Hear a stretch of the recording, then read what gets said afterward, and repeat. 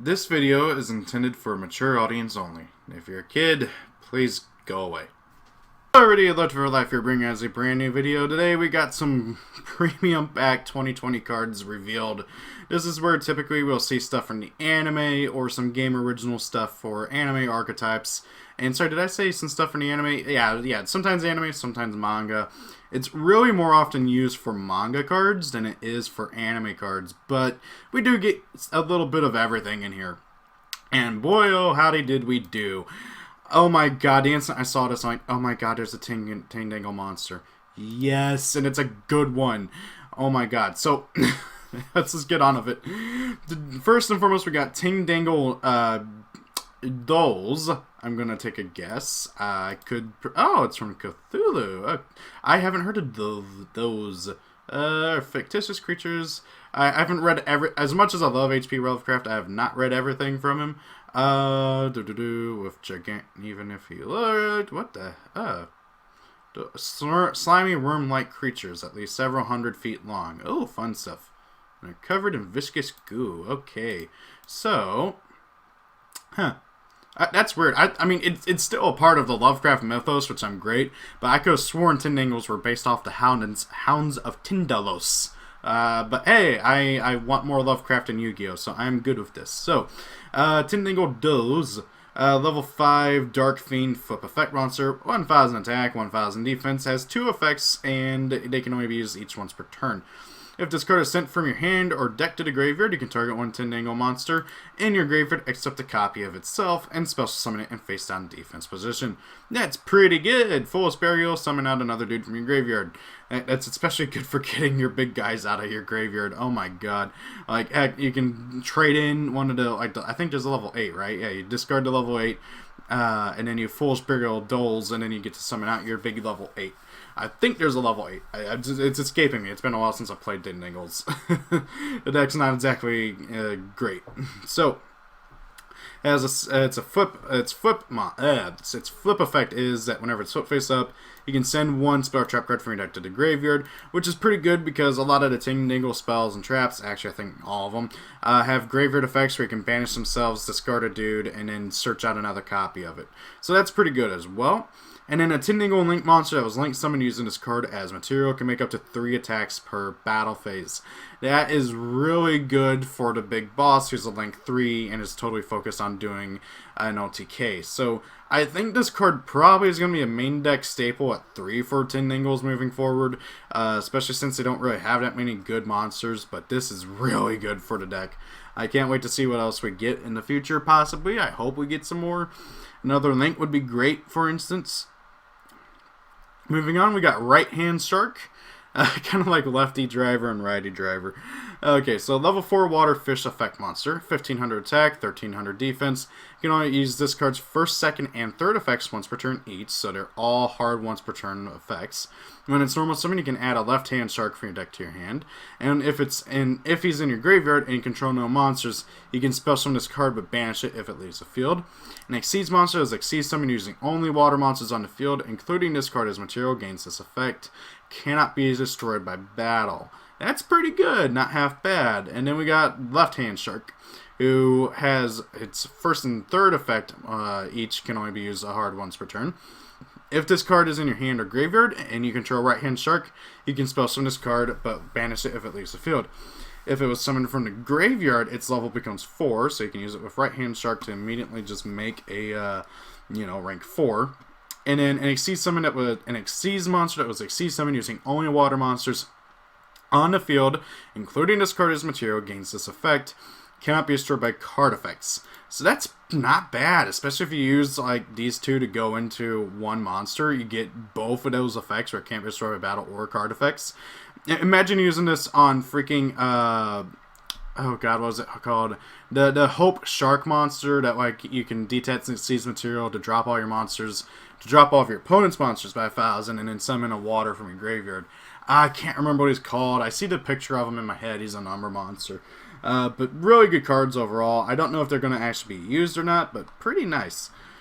Moving on, we got Pendulum Support. Normal spell card, you can only activate one card of this card's name per turn. Target 2 cards in your Pendulum Zone, special summon them, but their effects are negated. And if you do, immediately after this effect resolves, Xyz summon one Xyz monster using only those 2 monsters as material. You can treat the level of one of those materials as the same level as the other monster during this Xyz summon. So this basically lets you cheese out an Xyz monster without actually having to use them having the same levels. So if like you're playing Odd Eyes and you want to make like Red Eyes, oh god, what was it called? Red Eyes Dark Metal Dragon, I don't know, the rank 7 for Red Eyes, so that you can then use it to turn into a Odd Eyes Rebellion Dragon or something later on. You basically would activate this, target like your level 7 Odd Eyes and your level 3 Odd Eyes, summon them, and then immediately go into a rank 7. Or you can make the level 7 be a level 3 to go for a rank 3. That's really interesting. I don't think this card is going to see any meta-relevant play, but still very interesting card for Pendulum decks to tinker around with. Then we got Dowsing Fusion, normal spell card. You can only activate one card of this card's name per turn. Fusion summon one fusion monster from your extra deck by banishing monsters from your graveyard as material. You can only use Pendulum monsters as material to fusion summon with this effect. And that does kind of suck, but still, this is, again, really decent Pendulum support. I could see the current builds of like Pendulum like playing this to be able to cheese out another Odd Eyes Vortex or something. So, not half bad. You can also summon Zark with this pretty easy too. But, I digress. Pretty fun card again. I don't think it's going to be anything meta-relevant, but still not half bad. Let's see here. Next up we got White Mirror, so some more white support. Normal spell card, target 1, you can activate it once per turn. Target 1 level 4 or lower fish monster in your graveyard. Spell summon it, then you can add another monster with the same original name from your deck to your hand. Pretty good as well. Especially for fish decks. Oh my god. I actually see this card being played. I can totally see this being played in like Mermail or something. So yeah, not half bad. Again, not really. There's not much really more to add on to these other than they're not half bad. They're pretty good cards. Then we got Eternal Bond, normal trap card.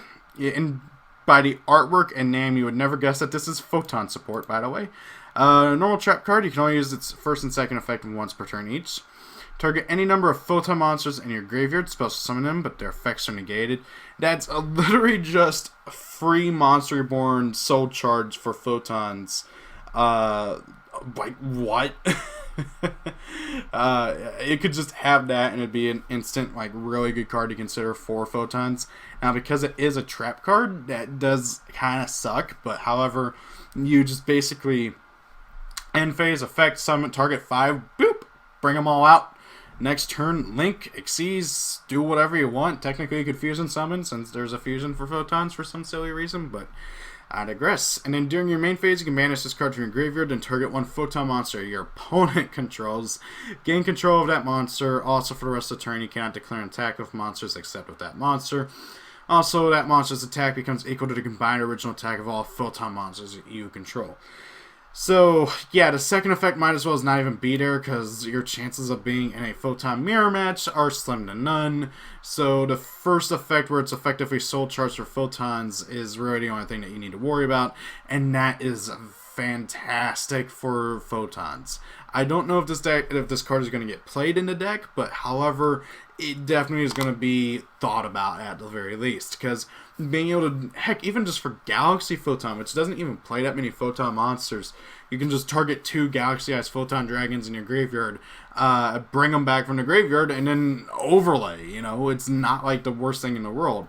This is a really good card overall for just that first effect. It's the others that don't matter, it's the other effect that doesn't matter.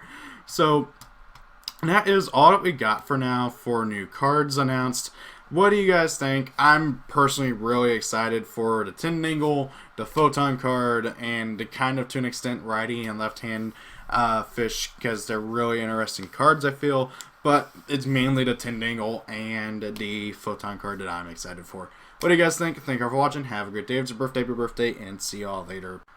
Thank you all for watching the video. Have a great day. If it's your birthday, happy birthday. Rate, comment, and subscribe. And see y'all later.